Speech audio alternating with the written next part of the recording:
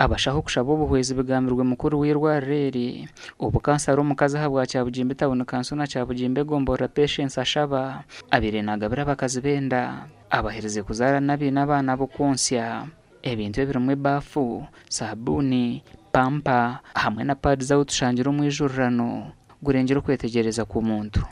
Government bire yahindura structure y'abashaho utakagira hari mwene ko structure nsia tushanga twina abashaho 38 abashaho igana 3 bashimiye kuba cyonka structure y'enkuru tukatwayicere anka 70% toka kuba hindura structure twagaruka twaza hasi atujya 32%.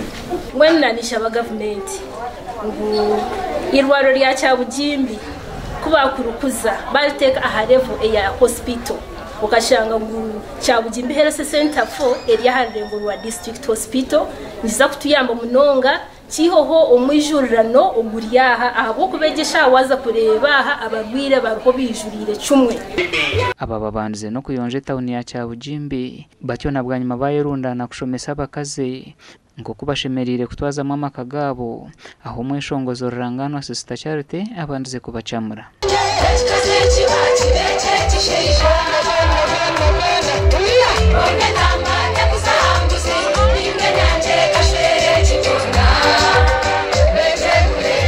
Bahereze keya yibaru kwetaga yaguma no byakwije kiro yotakafayo iweshemererwa uteka amajwi omuramusiye umujyetu tuyitata nchakare no kure yisha inene kirako abakaza bo kutwarenda zibatetebeye kanisize batyo bakaheza bakanaga abana babo mukasasuro bagambirweho nanimba shaba bakazi banje ngumureberera abana banyu mwamara kubazara umwana atayinirebera umuhereze cyo kunywa umunsi ibere umwana kure arugemo.